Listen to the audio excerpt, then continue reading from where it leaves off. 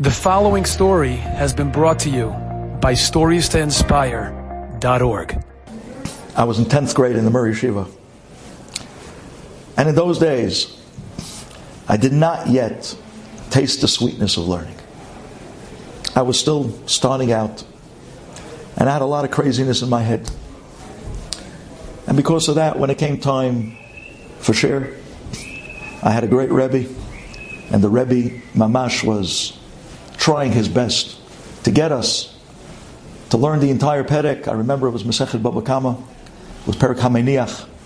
He was trying to get us to finish the Perek, and my head wasn't into it. I was a 10th grader. My head was an American boy in all the Mishigasan of the world, and I wasn't into it. Although my heart wanted it, but my head just wasn't into it. And I'm telling you, I remember one time, my Rebbe gave us a test. And it was a test on the entire Perek of 10, 12 blot. I didn't know one page. I wrote my name on the top of the test. I waited 10 minutes, and I handed the test in blank. Woo! Whoa! Did I get a Mishaberach? Oh, wow. Wow. Did my Rebbe blow me to pieces? To pieces. Very strong words he used. Very strong words. Just wasn't holding. Nobody gave me that sweetness yet. I didn't see it yet. 10th grade. Tough year. Later on that year, my tests were forget about it. My learning was so-so. One day, my Rebbe comes in and says, guys, a big tzaddik from Eretz Yisrael just came to America. His name is Rabbi Segel, Shalita. He says he has the Hadrat Panim of a Malach.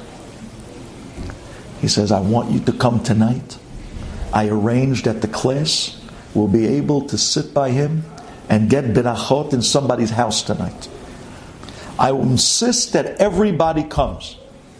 Okay. So that night, everybody came to somebody's house in Borough Park where Rabbi Segel was staying. And we all came into this guy's living room.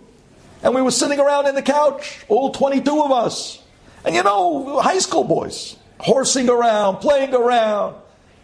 Cheppering this kid, flicking this kid's ear. You know what I mean? They were playing around. It was a big joke. It was a big game to everybody.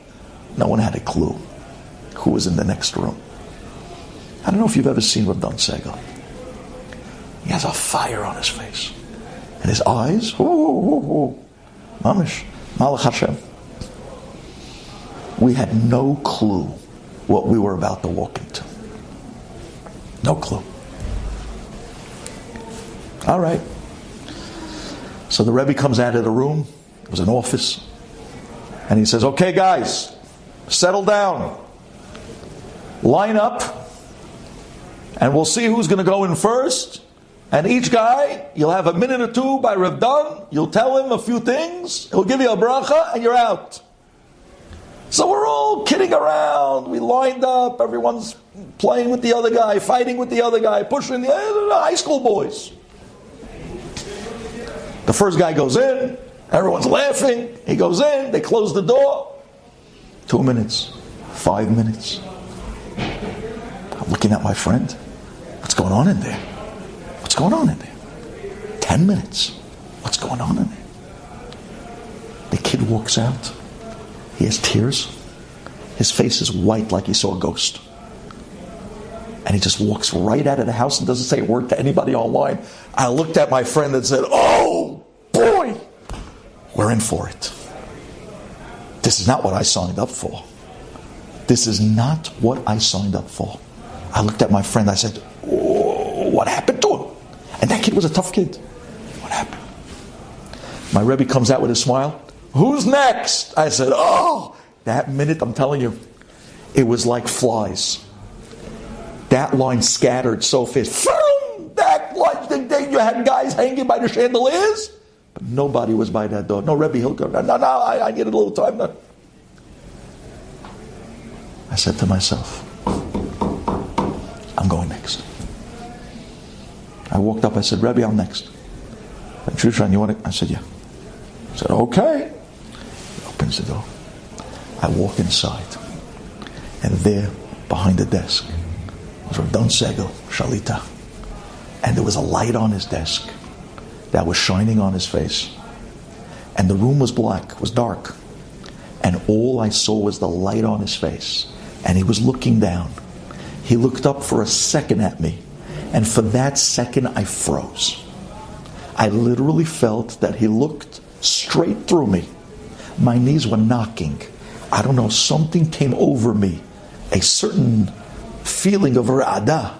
I started to tzither a little bit. And I was standing in the presence of a tzaddik that you can feel his dalet amot. And he looked at me and smiled. And he said to me, what do you want a bracha for?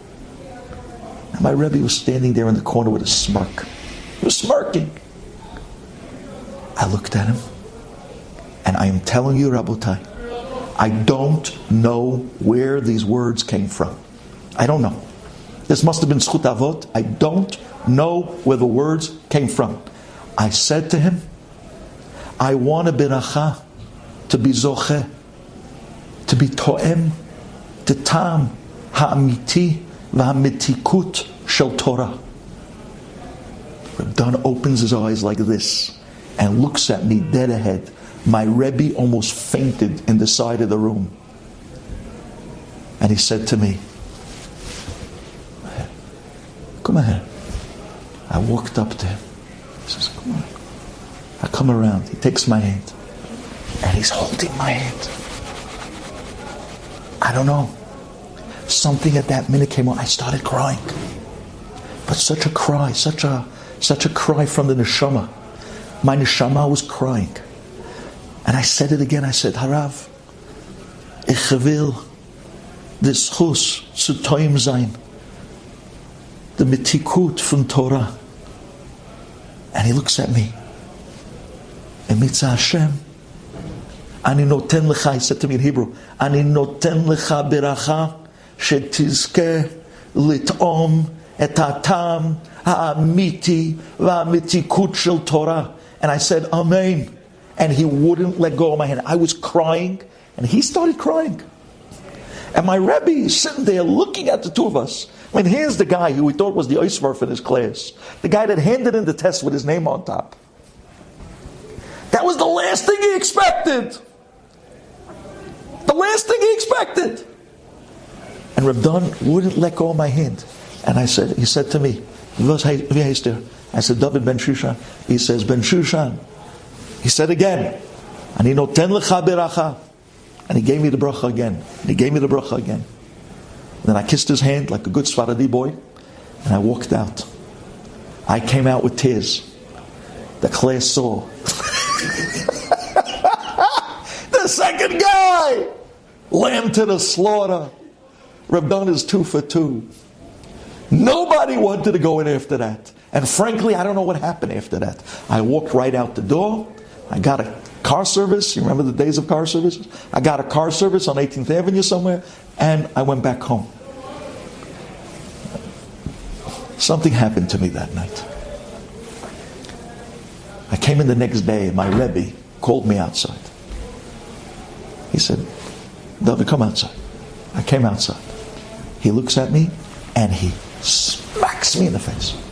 And he says, if I would have known that you had that neshama, I would have given you not a moment's rest from the beginning of the year till now. When you walked out of that room, Reb Dan screamed at me, why aren't you handling with this boy? Why are you letting him just he's sit in the back of the room and just, we call it the peace treaty. Rabbi, I won't bother you, you don't bother me. Shama is up. Why? He says, I got from Reb Dan last night a yelling. I got from Reb Dan last night a big tochecha. He says, that's it. Now I know who you really are. Now we're going to start learning together. I don't know, something went on in my head. I can't tell you I had such a great year of learning at the end of that year. Don't think this is one of those big happy ending, no. It took me another year or two till I really started to get into learning, until about 12th grade. And then finally I went out to Edison and I met my first Rebbe, my first real Rebbe of learning, Rabbi Shachar, my Rebbe, who he was the one who gave me this unbelievable time and fire for Torah. Rabbi was unbelievable. I used to learn with him seconds while the rest of the yeshiva was doing bikiyut. I would go into his office and we would review the shir of the morning together and we would knock it out of the park. But listen to the end of this story. Years later, I'm talking about almost, at least 7-8 years later, I make it to Yeshivat Itri, which is a story in itself.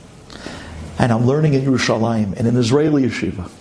And I'm already there 3 years as Bachur. And I'm already learning in the morning, or Simcha Shif, my Rebbe, morning after morning, B'Havruta. And I'll never forget, somebody walks in and they put a paper up on the board where they put the Mar Mekomot for the Shir Klali. And the paper is always this announcement. And everyone, the minute the guy tacks it up there, everyone comes running up to look, what's the nice, what's the new thing? And it says over there, Yitkayem, Dirashat Musar, Me'et. And then I look at the name, Hamashgiach Hanoda B'Klal Yisrael, Reb Don Segel Shlita. I said, whoa, he's coming here to Itri. Wow, I'm going to get to see him again. How could I forget him from 10th grade, 7-8 years earlier? Reb Don came in. And now, again with the Malach Hashem look, he gets up, and that Rosh Chodesh, I remember, he gave such a shmooze, Rosh Chodesh Av, he gave such a shmooze on what it means to learn, and what it means, the destruction of a Bet HaMikdash, and how Al Yedei Torah we could be Mekayem the Bet HaMikdash. What a shmooze. And right when he finished, I was sitting somewhere in the back alongside the chairs. He comes down from the podium. He starts walking down the aisle of the Bet Midrash. And as he walks by, everyone jumps on top of him to give him a Shalom Aleichem, to shake his hand.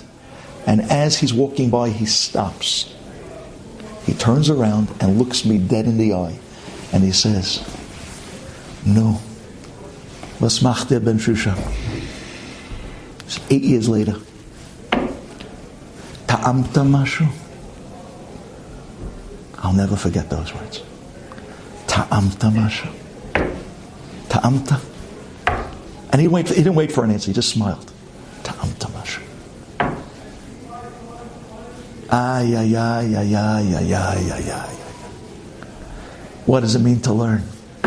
What does it mean to have a Rebbe?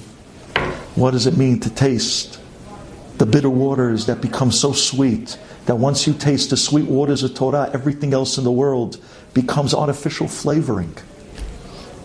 Enjoyed this story? Come again. Bring a friend. StoriesToInspire.org